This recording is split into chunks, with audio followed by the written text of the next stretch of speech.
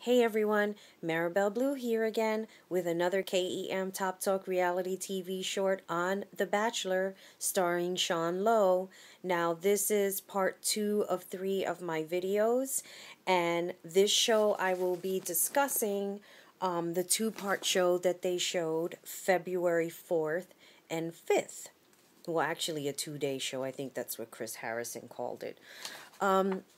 Speaking of which, I have to say this before we begin, that Chris Harrison, I believe about a week ago, appeared on Kelly and Michael, and he was, of course, talking about hosting the show and things of that nature.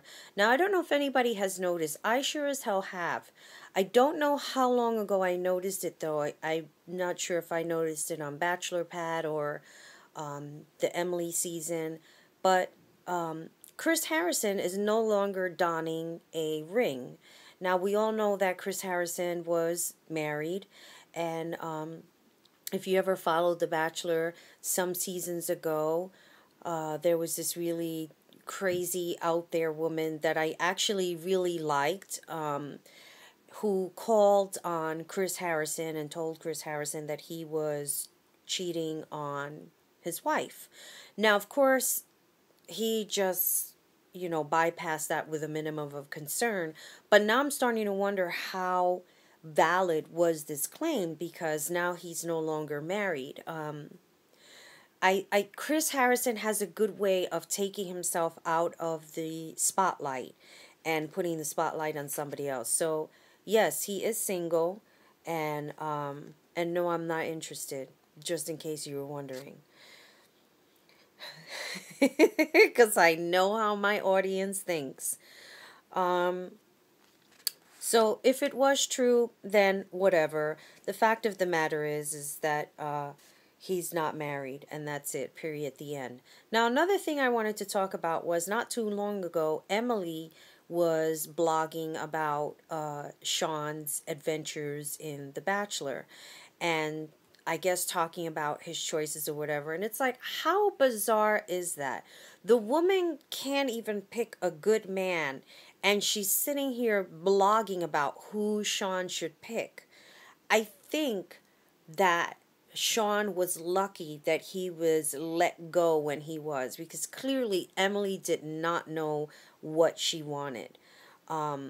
I think that when you don't know what you want is when you should remain single or not make any choices that will affect other people. The woman is a mother, so you start inviting all of these different guys. She invited Brad, and that didn't work out. And now she invited Jeff with one F, who was like a big brother or something. Like, that was like a completely odd relationship. I didn't see it. I thought it was fake. And, in that regard, I could agree with Anderson Cooper about it being fake, because this was really over the top fake for me. And in the news today, or yesterday, I forget what it was I was watching. Sometimes I watch things sporadically, so don't think that I'm sitting down watching TV all the time, because I actually cannot. I record everything that I want to watch, and it just so happens that I caught something either yesterday or today, I really can't remember, where Tierra is engaged. Now, I believe in this episode, I will be discussing, Tierra makes a comment about she can get engaged whenever she wants. And she made that come true, because apparently Tierra, or Tierra, whatever the fuck her name is, or was already in a relationship. Now I'm starting to remember it was Anderson Cooper today who had mentioned it. She was already in a relationship. And here's the thing. Some of these bitches come in and they want to be famous, and they make themselves famous in the worst way ever. Making yourself famous is not going to happen on The Bachelor, ladies. It just isn't. There are a lot of women that are forgotten unless they go on Bachelor Pad, or unless there's like a TV Bachelor reunion, whatever the hell it's going to be. But the fact of the matter is that a lot of these people that go on these reality TV shows to be recognized, you're not going to be on the cover of Us Weekly, of Star Magazine. Like, nobody really cares. Whatever.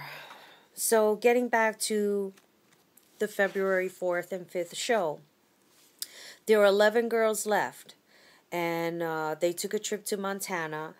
There was a one-on-one date, a two-on-one date, and a group date, of course. Now, the two-on-one date, which usually comes towards the, right before hometown and all of that stuff, one stays and one goes home. And it's supposed to be like a very dramatic, affected kind of a thing. So, Lindsay goes on the one-on-one date with Sean, and they go on some Glacier National Park, and of course she gets the rose. I'm like cutting it like very short because I was just making notes over here and just trying to get to the good parts. On the group date was like a race, and everybody was separated into teams. There was a red team and a blue team, and the red team won. At the end of the race, they were supposed to milk a goat, and one person was supposed to drink it. And I think that's rather disgusting, because I don't know if you're supposed to put the goat's milk through some kind of processing thing before it's actually safe to drink. I don't know. If somebody knows, then let me know if it's safe for you to milk a goat and then drink the shit right afterwards. There is such thing as goat's milk, because they sell it at Whole Foods, but I don't know, this world is kind of crazy. Have you noticed that? Been talking about it today. I have to say this. I was out getting my taxes done, and when I got off the train, there was a girl walking with black spandex.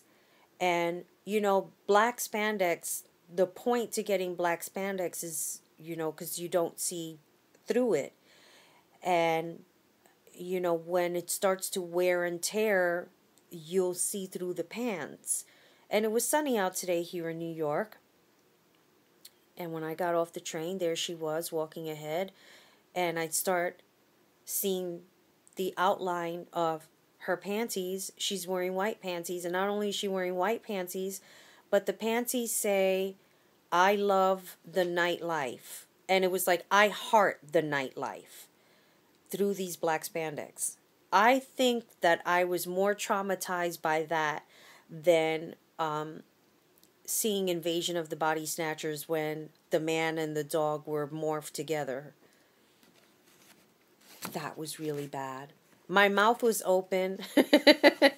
I don't know if she caught me looking at her, but it was just kind of those moments that you were just like, do you realize that you're wearing black spandex and white panties with writing on it that the whole world can read? Do you want that to happen? Wow. Okay, so they go on this group date, getting back to The Bachelor with Sean Lowe, and Sean feels that since they're coming so close to the end, like before hometown dates, because it's like 1 week before hometown dates will actually, this episode coming, this coming Monday. He felt bad sending the blue team home after the red team won. And he told Chris Harrison to call the blue team back because he really wanted to get to know everybody in that, in that group. So I put, while Sean is doing his little, how like they talk on the side and they're doing their little commentary, while he's doing it, Tierra sneaks up behind him. Because Tiara's trying to get as much time as she can with him. I think it was at this point that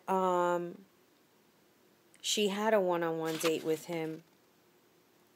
And, no, she was on the two-on-one date. I got completely confused. So, Ashlee seems desperate. She's talking about Sean like he's already hers. Now, while a lot of people have read The Secret and believe in this whole, if you wish it enough, it will come true. The fact of the matter is that nothing comes true when you're sitting on your butt. You have to work for it. And then there's also the other thing, like, when you see like award shows and stuff like that, especially like the Grammys, you don't see it too much at the Academy Awards. But, a lot of these award shows, people are like, well, I like to thank God first and foremost.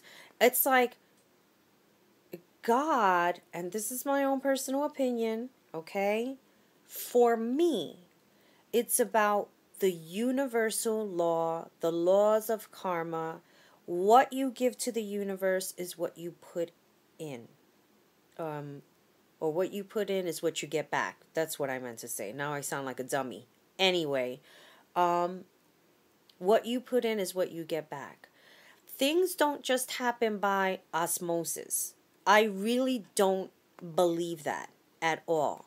And Ashlee seems to be the kind of person that she's sitting there like, Sean is mine. And love conquers all. And this is my husband. And we're going to be together. Okay. You keep believing that. I envision a very teary-eyed Ashlee. Well, not teary-eyed. I think she's going to be a mess when he dumps her and whatever. I just lost my train of thought because I'm busy reading and talking at the same time. So, on the 2-on-1 date, Jackie and Tierra go on the 2-on-1 date. And while it was all well and good, it was clear that Jackie had no winning chance. Sean did not spend any kind of time with her whatsoever. So for anybody to think that Jackie was going to get the rose, it wasn't going to happen. Tierra ended up getting the rose and Jackie ended up going home. And of course, all the other girls were upset because they don't like Tierra. Now, this is the episode where Tierra says, if she wants to get engaged, she can easily get engaged. Clearly, she did that.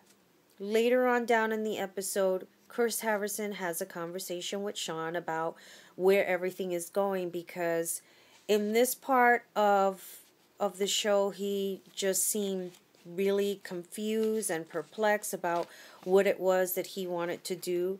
So the roses that were handed out in this episode, sorry, I'm like trying to hold the thing up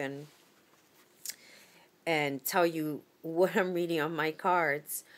The roses that were given out were Tiara, Lindsay, Selma, Catherine, Leslie, Ashlee, Sarah, and Desiree. And the one who went home was Robyn, who he kissed the chocolate, but he just wasn't that into it. Now, the next day, there was a show that came on the next day, because I said it was a 2-part episode, and they went to Canada, to Lake Louise. Now, he had his first one-on-one date with Catherine. It was really nice. I mean, you have to see these people gem together. They just was really, they're like really a couple, it seems like. To me, it seems that they are. Now, this was the episode where there was a polar bear swim. Who would do that? I don't know. It would not be me. You can't get me in a bathing suit and then try and put me in frozen water and then run out. Of course, Tierra had to do this. And not only did she do it, because some women just opt out of it. Like Selma didn't do it. And it's funny, I have to say this. Selma is so up on her religion and her family beliefs and shame and all of this stuff, but she sure didn't have a problem getting into a pool in her bikini. So I don't know where the line crosses here. It's okay for you to appear in a bikini, which is like half naked, but you can't kiss a man on TV. I'm a little confused with those priorities. Tiara, she did the whole gamut. She was coming out. She was shaking. Her lips were blue. It looked like she was knocking on death's door. And of course, it's like this whole dramatic thing. I don't know how long she was in the water. She had to probably go in and like stay there and then forget to come out. That's not what they do. They run in and they run out. It's fucking cold, people. And, she was shaking. They had to get her warm. They like ran her to the hotel room, and Sean is like, oh, I can't believe this happened. I thought we were losing her. You know what? It's all an act. It's amazing the things that people will do to get attention. It's almost scary. This was scary. Okay. Now, I put Sarah shared family photos with him. And he gave Leslie the rose. I'm trying to like read back my own handwriting on the group date. Now, here's the sad part. Sarah, she's the woman with one arm. She shares with Sean family photos and discussing like, family and how important it is to her. The next day, Sean decides that Sarah is not the one for him. And in order to spare her another rose ceremony, he decides to send her home that day and not have her wait another day. That was really sad. I mean, I watched it again, just so that I could make my notes. And I cried because, nobody likes to get hurt. I don't like to get hurt. I may say sarcastic things, but, what I give in my personal life to somebody, when you don't get that back is very, very painful. It's not fun having your feelings hurt, getting emotionally hurt, having a broken heart. It really isn't. And I know that there are many people that could relate. Nobody likes to get hurt. I think it was even more sensitive when you have somebody that is considered disabled, to hear that speech about how they're such a great person and they're going to find that special someone, and you're so good and you're so special. I mean, it's just like the same thing over. It's like that redundancy of, well, if I'm so great and I'm so special, why am I not the one for you? And it was just very painful to watch. It's very sad because nobody wants to hear that. Nobody wants to hear that speech of, you're such a great person, but you know what?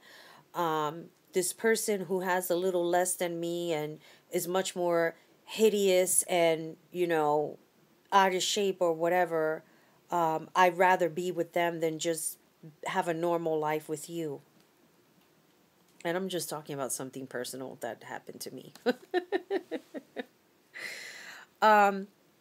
So on this, now towards the end of the episode for the cocktail hour, Selma decides to kiss Sean. It was a very tacky kiss. She just told him to sit still. Like, I guess, like if she kissed him and he really didn't kiss her back, that was okay.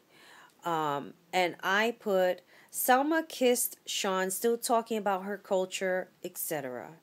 To kiss someone on TV is a huge shame, she says. I say, who gives a flying fuck? Why are you there? If it bothers you that much, you should have not been on the show. If your culture and your religion is important, you should not be there. You should honor your family and honor your religion and stop playing the fucking martyr. Okay. Ashlee, she played this very strange blindfold game with him.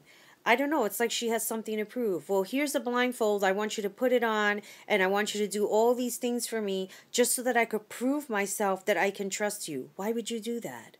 Why? What is the point? I mean, this is not 50 Shades of Grey. I don't get it. I really don't. That's what I'm saying, Let me not say anything. Okay. The roses that were given out on this episode: Catherine, Lindsay, Desiree, Ashlee, and the two women that went home, Daniella and Selma. because Sean realized at the end of the day, if religion is more important to someone, you're out the door. So, with that being said, that's part 2 of 3 of my commentary on The Bachelor. More coming in just a moment. This is Marabelle Blue signing off.